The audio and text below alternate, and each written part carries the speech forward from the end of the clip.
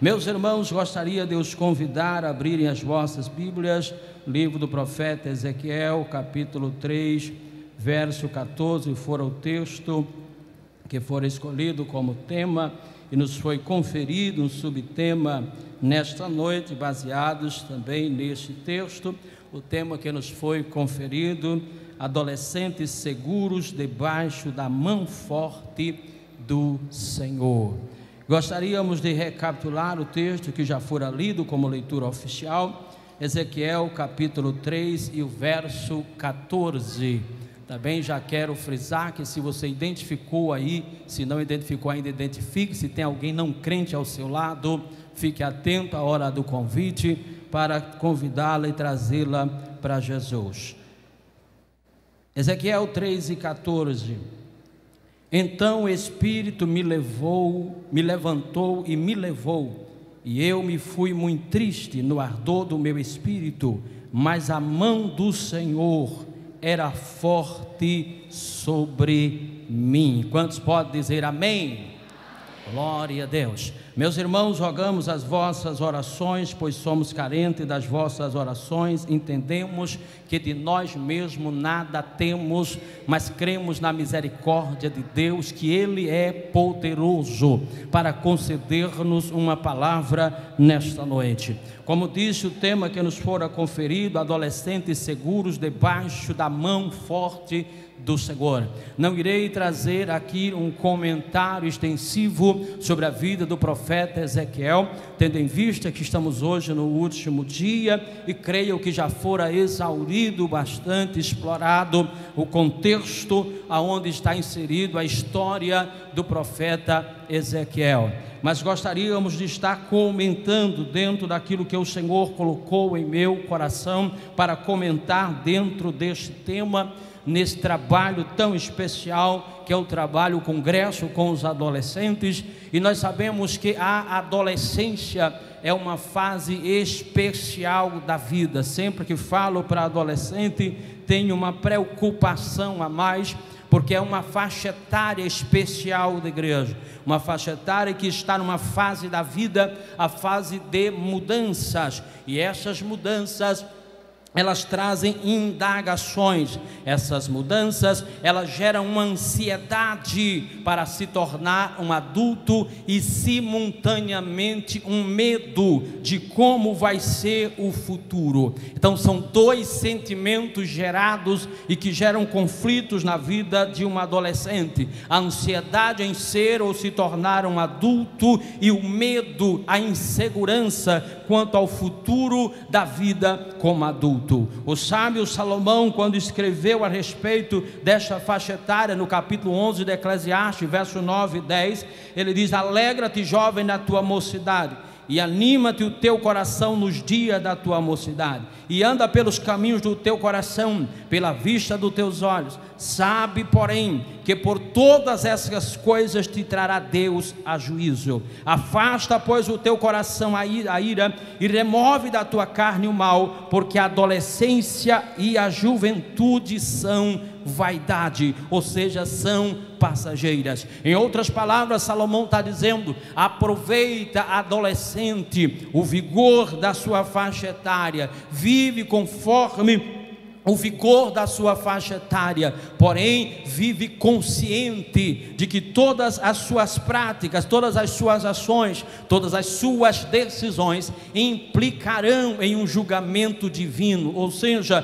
haverá uma prestação de conta. Quando o tema nos fala ou nos sugere adolescentes seguros, ou usa o termo adolescentes seguros, estamos afirmando de forma muito clara que vocês, adolescentes, embora sejam vulneráveis em si mesmos, mas servem a um Deus. Vocês servem a um Deus que os conhece. Eu vou repetir para que você memorize isso. Embora sejam vulneráveis em si mesmo, mas vocês servem a um Deus que os conhece. Salmo 103, o verso 14 diz: pois Ele conhece a nossa estrutura e lembra-se de que somos pó. Ele nos conhece e Ele sabe que nós somos pó, e por nos conhecer, Ele tem nos sustentado, Ele tem sustentado a cada um de vocês, adolescentes, na sua presença,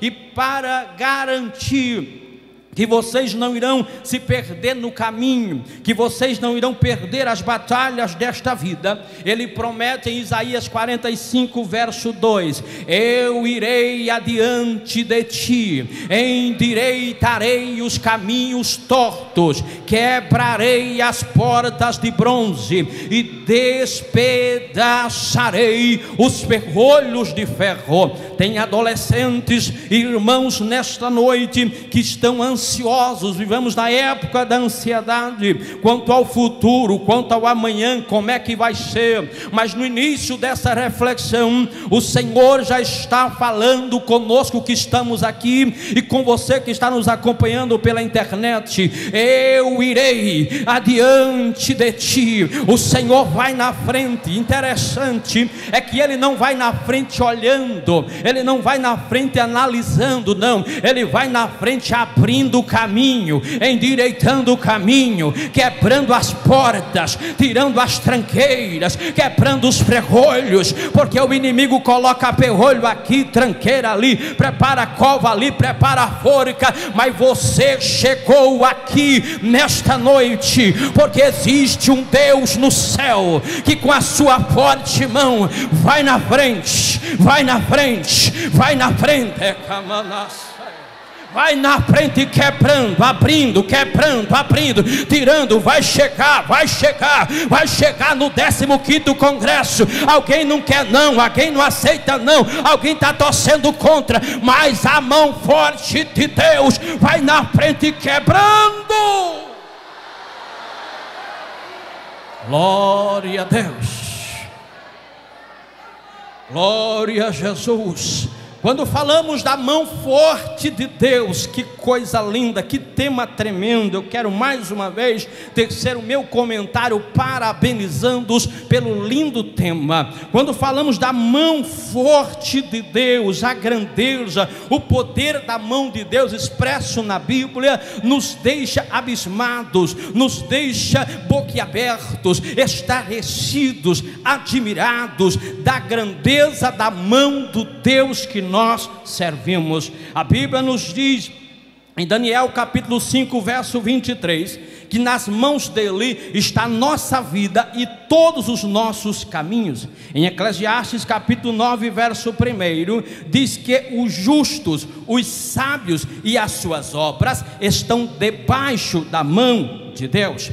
Em 1 Pedro capítulo 5 e o verso 6, diz que a mão de Deus é o lugar de nos humilhar. Pedro diz: humilhai-vos, pois, debaixo da potente mão de Deus, para que ao seu tempo, não no meu, mas ao seu tempo, Ele vos exalte. Então a mão de Deus é lugar de se humilhar. 2 Samuel capítulo 22, verso 17, diz que a mão de Deus é livramento. Davi canta e diz: estendeu do alto a sua mão e tomou-me, tirou-me das muitas águas. Ah, que coisa tremenda! O grande estendeu a mão sobre Davi, estendeu a mão sobre crente que está aqui nesta noite também, estendeu a mão, tirou por quê? Porque você não conseguia sair, tirou por quê? Porque você não tinha força, tirou por quê? Porque não tinha outro que pudesse tirar. Então Ele te tirou, te arrancou do meio do lamaçal de pecado, das garras do diabo. Ele arrancou e você está aqui nesta noite. Glória a Deus. A Bíblia ainda nos diz em Isaías 23, o verso 11, que a mão do Senhor abalou os reinos. Em Salmo 139 e o verso 5, tem uma expressão sobre a mão de Deus que alegra muito o meu coração. O salmista, cantando o Salmo 139, ele diz: tu me cercaste em volta e sobre mim o Senhor colocou a tua mão. O salmista disse: eu não tenho para onde fugir, mas também tem um detalhe: sabe, não tem quem me ataque, não tem quem me fira, não tem quem me atinge, porque o Senhor me cercou em volta e colocou a mão em cima. Ou seja, não vai pular o muro, não, porque Ele cercou em volta e colocou a mão em cima. Está aqui hoje, porque o grande colocou a mão em cima. É fraquinho, mas tem dono. Não tem nome, mas tem dono.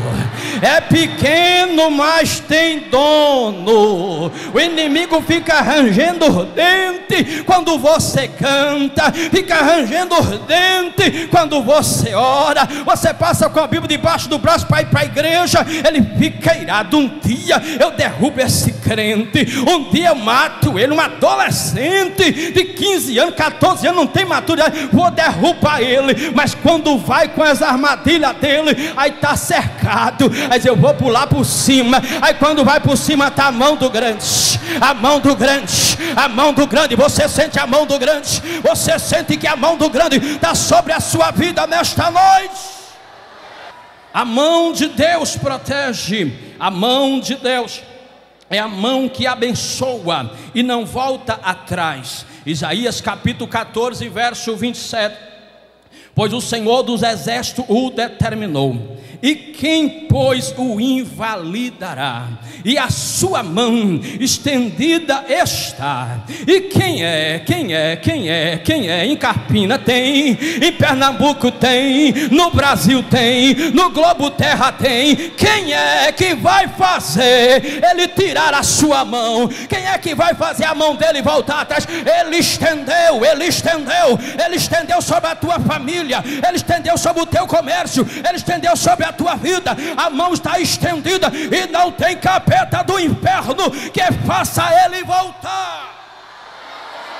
Glória. Volta não, é decisão dele. Eu estendi a mão, olhou ao redor e disse: quem é que vai fazer eu voltar atrás? Quem é que vai fazer eu tirar a minha mão? Glória a Deus. A Bíblia diz que a mão forte de Deus, ela nos molda e ela nos sustenta. Capítulo 18 do livro do profeta Jeremias, Deus fala com Jeremias, de Jeremias, te levanta e desce a casa do oleiro, vai lá que eu tenho algo para te ensinar. Jeremias desce a casa do oleiro, geralmente ficava fora da cidade, onde tinha mais acesso à água. Ele desce a olaria, e quando ele chega lá, ele fica observando. Deus não disse nada, Deus só disse: desce, que lá é que eu vou falar com você. Então ele desce até a olaria e fica observando.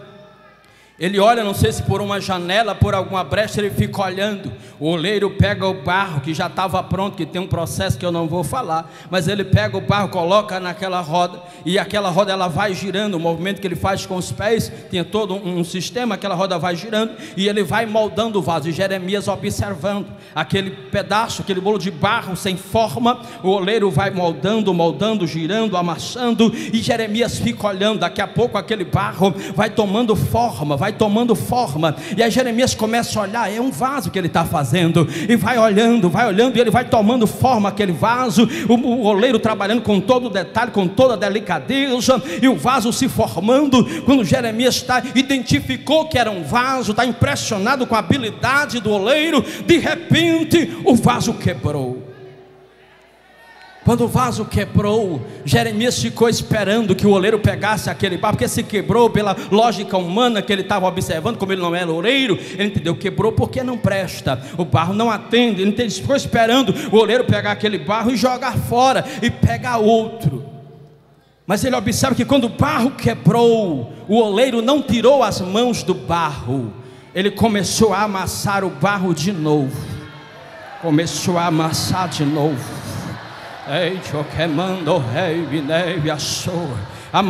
novo. Jeremias olhando, daqui a pouco vai tomando forma de novo. Jeremias olhando assim: por que será que ele não desistiu? Será que não tinha outro barro melhor? Mas ele está insistindo, e está saindo outro vaso diferente, mas outro vaso. Ele vai moldando. Quando ele está olhando aquilo, a voz de Deus brada: Jeremias,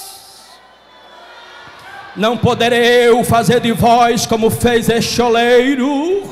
porque assim como o barro nas mãos do oleiro, assim sois vós na minha mão. Deus está dizendo: na minha mão eu moldo, na minha mão eu aperto, na minha mão eu vou trabalhando. Mas tem uma coisa, Jeremias: o barro na minha mão não tem diabo que tome. Quebra, eu faço de novo, quebra, eu faço de novo, mas está na minha mão, está na minha mão. Na minha mão vai dar certo. Deus está investindo, Deus está investindo. Deus está investindo tempo, porque não faz um vaso em questão de segundo, requer tempo. E às vezes o vaso quebra, tem que fazer de novo, tem que amassar de novo. Mas Deus diz: mas eu não desisto, Jeremias. Eu não tiro as mãos do barro. Eu estou amassando, mas está na minha mão. Estou moldando, mas está na minha mão. A mão do grande está moldando o vaso que está aqui nesta noite e que está me assistindo. Está doendo porque ele está amassando um pouquinho. Está doendo porque ele está tirando as impurezas. Está demorando um pouco porque está dando forma. Ah, mas eu falhei, se preocupe não. Ele vai amassar de novo, vai moldar de novo. Mas que alguém queira ou não, o resultado é vaso. O resultado é vaso. Tem vaso aí, tem vaso, tem vaso. O resultado é vaso. E quem faz vaso não faz por fazer, não faz vaso como hoje para o enfeite, não. Naquela época vaso era feito com uma finalidade. Vaso é feito para usar. Se tem vaso aqui, é porque tem instrumento de Deus. Glória a Deus. Mas a mão de Deus, ela é extraordinária. O Salmos 19 e o verso 1, Salmo 19, o verso 1, nos diz: os céus manifestam a glória de Deus, e o firmamento anuncia a obra de suas mãos. O salmista diz: olha, quer saber a grandeza da glória de Deus, quer ter uma noção da grandeza da sua glória, é somente você olhar os céus. Os céus manifestam a glória. Até o século XVI, o homem pensava que tudo girava em torno da terra, que a terra era o maior de todos os planetas, era o centro e o tudo.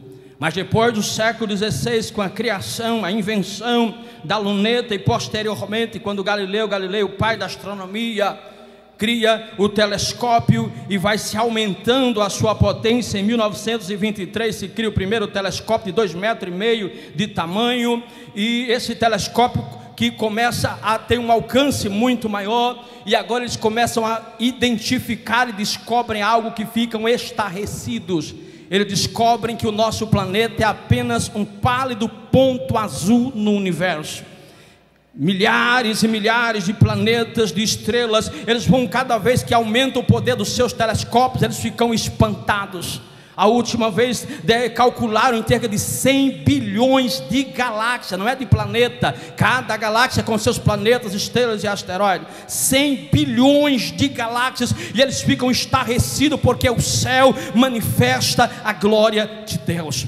Era algo tão grande, que eles não conseguiam medir com unidades de medidas conhecidas, milímetro, metro, quilômetro, não dava para medir. Então eles criaram uma unidade de medida para facilitar, e a unidade de medida criada pelos astrônomos foi o ano-luz. E o que é o ano-luz? O ano-luz é a distância em que a luz, o raio de luz no vácuo, ela percorre durante um ano. Foi a unidade menor de medida que eles encontraram para medir a distância das estrelas. Então eles usaram o ano-luz, para vocês terem uma ideia, a estrela mais próxima da Terra depois do Sol.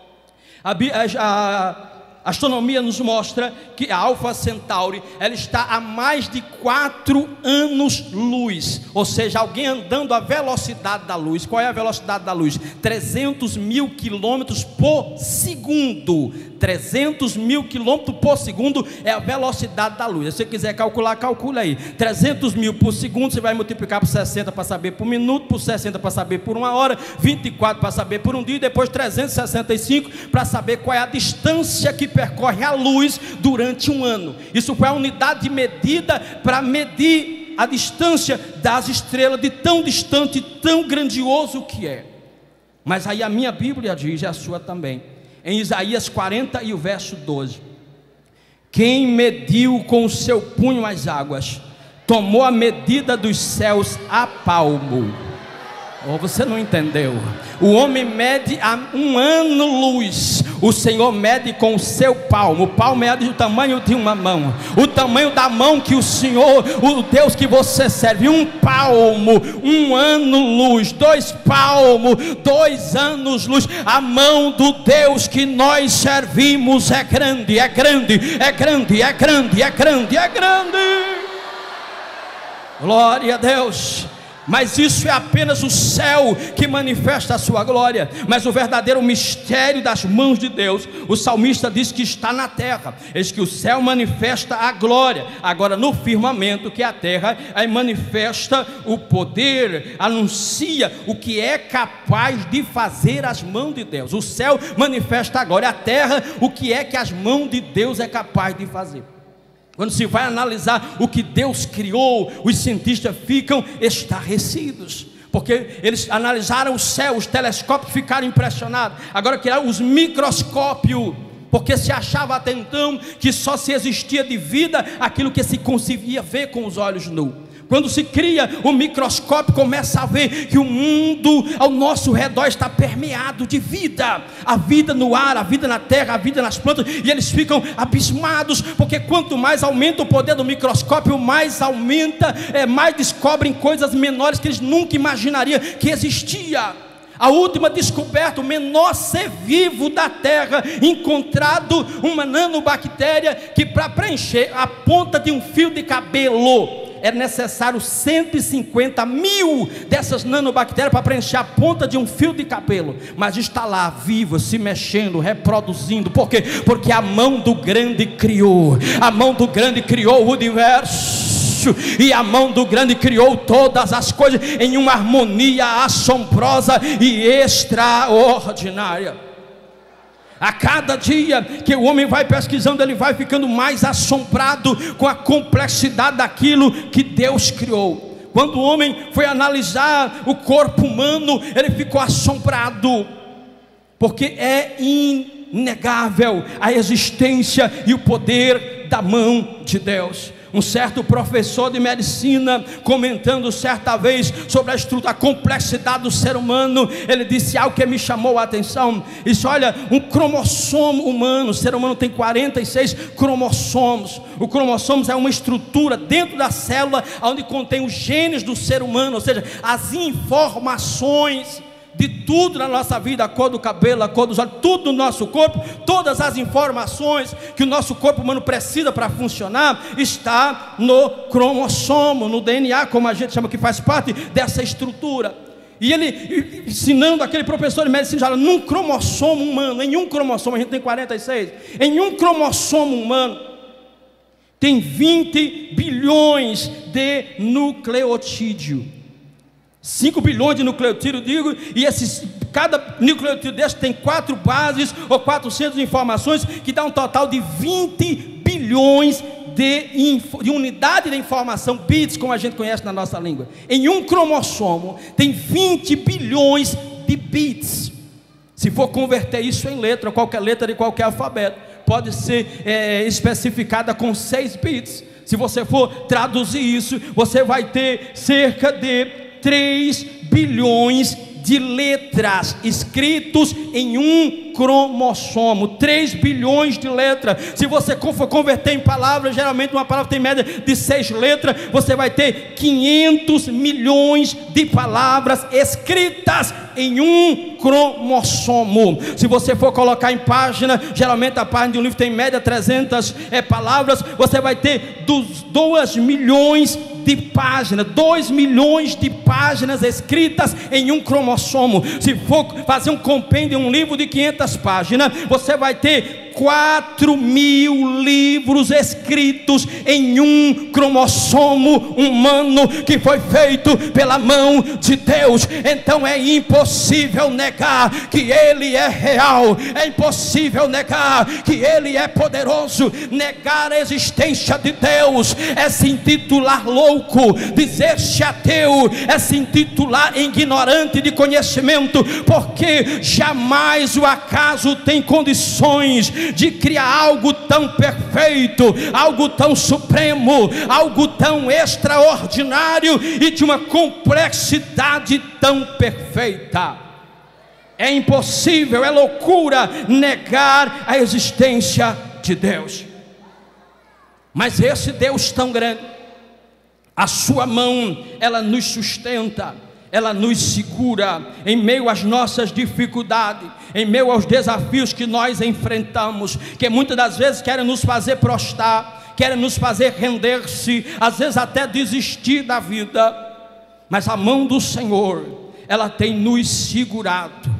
Nunca vimos um tempo tão difícil, preste atenção, nunca vimos um tempo tão difícil como o tempo que estamos vivendo. E agora dirijo-me aos adolescentes. Nunca vivemos uma época de tanta automutilação como nos dias em que nós vivemos. Nunca vimos um período de um índice de ansiedade, de depressão e até mesmo de suicídio alarmante como nos dias em que nós vivemos. Pela misericórdia de Deus, ajudamos o nosso pastor ali na filial, e praticamente todo dia de atendimento eu atendo 2, 3 adolescentes com problemas de ansiedade, com problema de depressão, com problema de ordem psicológica, porque o mundo em que nós vivemos gerou essa geração, formou esta geração. Daniel, Deus através de Daniel no capítulo 12 verso 4, ele disse que a ciência se multiplicaria. E isso aconteceu, a ciência se multiplicou, e com o aumento da ciência, o avanço da tecnologia, temos gerado um número de informação. Essa tecnologia tem nos trazido um volume de informação gigantesco, que tem trazido todos esses males. Para você ter uma ideia, uma criança de 9 anos hoje, ela tem mais informações acumuladas no seu cérebro do que os Césares no apogeu de Roma.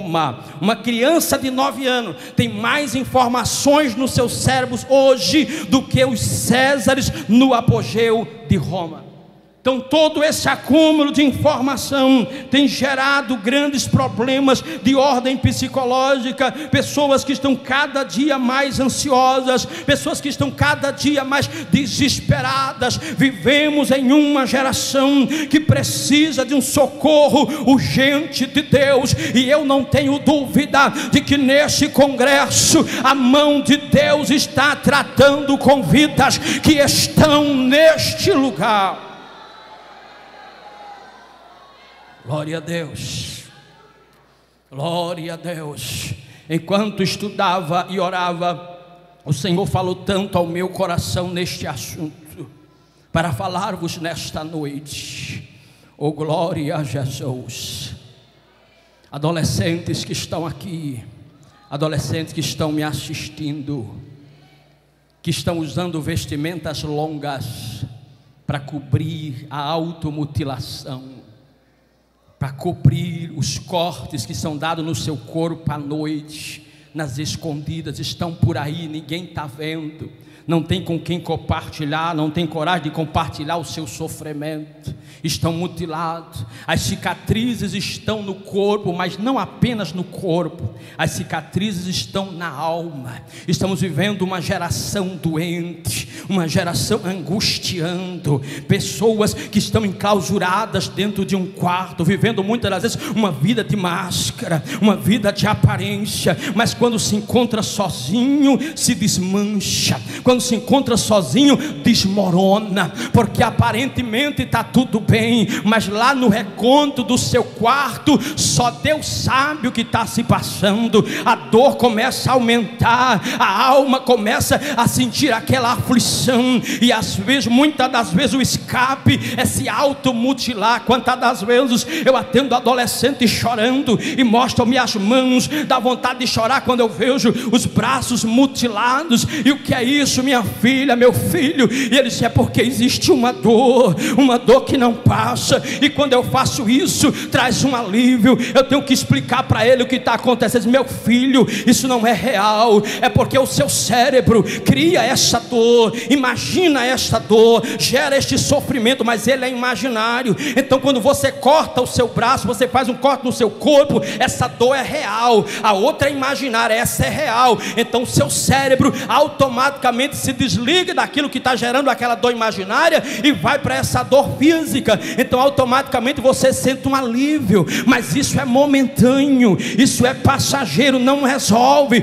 O que resolve é a mão de Deus, o que resolve é a palavra. Por quê? Porque a palavra é o único. O psicólogo não vai, os remédios não vai, o único que vai até a alma é a palavra, porque a minha Bíblia diz que a palavra vai até a divisão da alma e do espírito. Aí a gente começa a falar a palavra, a pessoa cheia de dúvida. Eu atendo adolescentes em dúvida: eu não sei o que eu sou, eu não sei porque eu vim ao mundo, eu tenho dúvida, será que eu vim só para sofrer? E começam a chorar. E eu sei que tem adolescentes aqui nesta noite que estão nessa situação, não esperavam por isso, não imaginava que o Espírito Santo ia abordar isso, mas Ele lhe conhece, Ele sabe o que você está passando. Aí a gente começa a ler a palavra. Olha, a palavra, primeira resposta para a sua pergunta: o que é que eu sou? Porque eu vim ao mundo. Eu digo: primeiro, você não é nada mais e nem nada menos do que aquilo que você foi projetado para ser. Sabe o que é que está acontecendo, meu filho? É que você está perguntando a pessoa errada, você está se perguntando a si mesmo, porque o psicólogo diz: vai lá para dentro de si e se conheça lá dentro, se identifique lá dentro. Não é lá dentro que você vai descobrir quem você é, não é o psicólogo que vai dizer quem você é, não é o colega que vai dizer quem você é. Quem sabe quem você é aquele que lhe fez. Quem sabe quem você é aquele que lhe criou, é aquele que colocou cada cromossomo nas suas células e nelas as informações para que você fosse o que você é. Você não é fruto do acaso, você não veio ao mundo por engano. A minha Bíblia diz que você é projeto de Deus, é projeto de Deus. Antes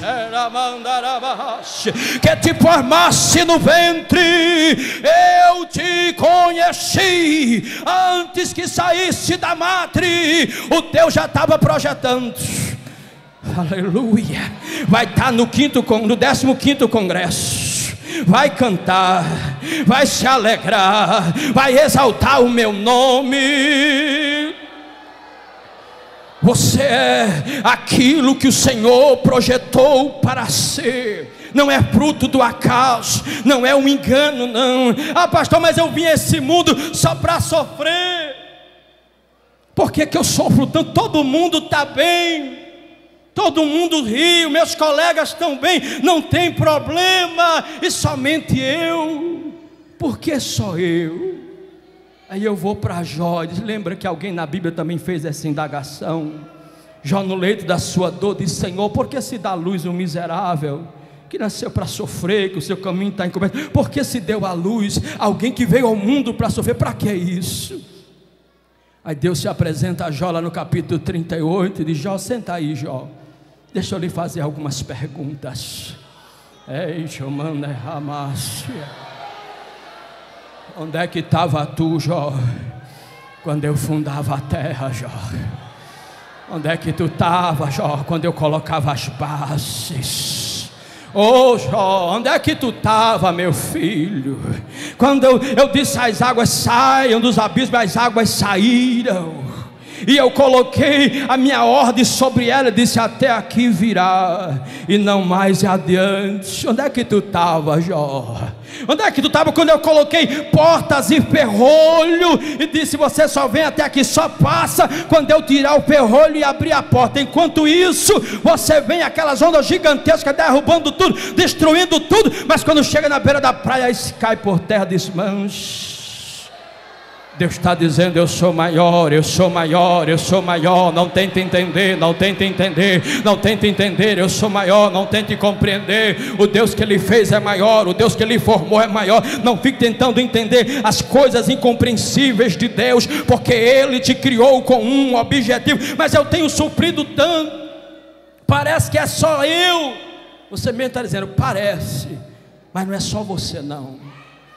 Sabe qual é a diferença? É que outros conseguem disfarçar melhor. Está vendo esse adolescente aí do seu lado? Se ele fosse abrir o seu coração, você chorava antes de contar a sua história. Porque para chegar aqui,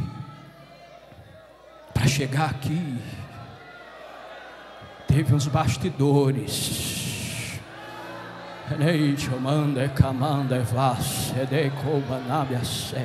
Teve uma história. Você pai, você mãe, não tem ideia o que o teu filho tem enfrentado para cantar aqui. Você não tem ideia as guerras que eles têm enfrentado para estar aqui, as noites escuras, os desertos, a vontade de morrer, a vontade de desistir. É fácil apontar, é fácil às vezes até criticar, é fácil dizer: isso é besteira, isso é coisa de adolescente, é fácil. Mas vai enfrentar o que ele está enfrentando, vai passar o que ele está passando nos nossos dias, vai enfrentar as guerras que ele está enfrentando. Mas o nosso Deus, o amigo fiel, o Deus da mão grande, o Deus da mão grande, que está sobre Carpina nesta noite, a sua mão está descendo, está descendo, está descendo, está descendo.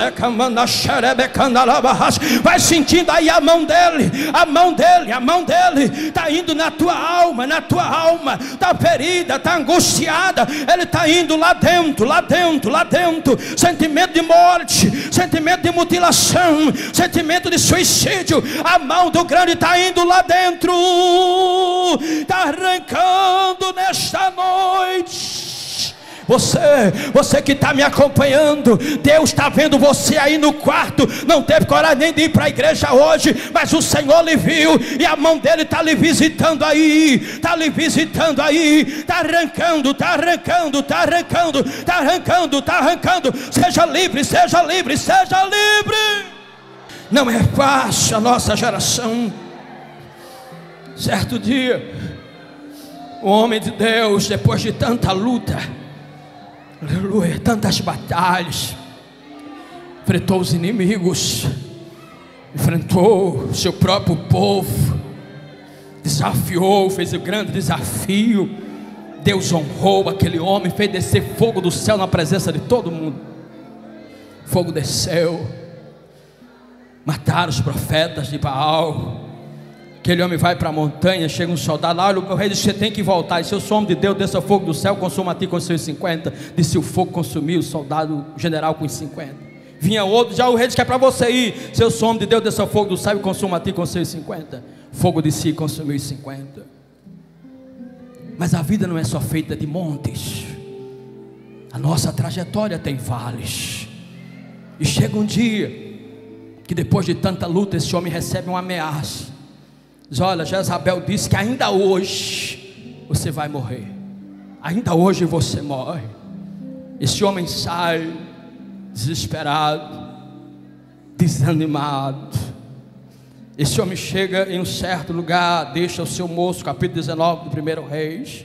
Diz o texto que ele chega em Berseba, deixa ali o seu moço, como se despedindo: fica aí, daqui para frente é eu e Deus.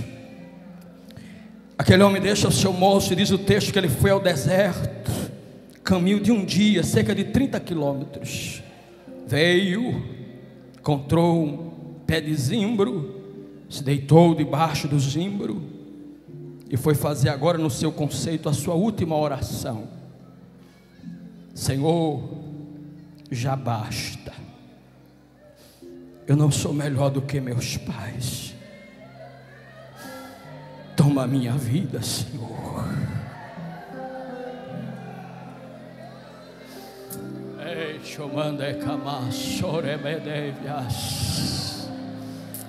Tem vales, a nossa trajetória tem vales. Era um obreiro, lutou tanto, pelejou tanto, ganhou tantas almas, saiu na campanha, evangelizou, orou, Jesus curou, fez tantas maravilhas. Mas a noite vem, o vale vem, a gente não está isento disso. E este obreiro está debaixo de um zimbro, dizendo: Senhor, me mata, me leva. Qual é o teu zimbro? Qual é o teu zimbro? Qual é o teu zimbro? Ei, Jorei, Minéria, esse é o teu zimbro. Teu zimbro é o vale, é o momento que não tem ninguém, não tem pastor para dar uma palavra, não tem ninguém para segurar na mão. É o teu zimbro. Aonde é o teu zimbro? O teu momento de desespero. Está Elias lá: Senhor, eu quero morrer. Põe um ponto final. Para mim está bom.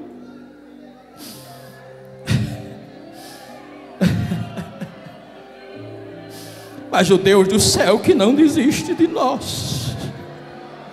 Parece-me que vejo Ele olhando lá de cima, pastor. Meu obreiro guerreou tanto, né? Está ferido, né, meu filho? Está doendo. Quer vir morar comigo, né?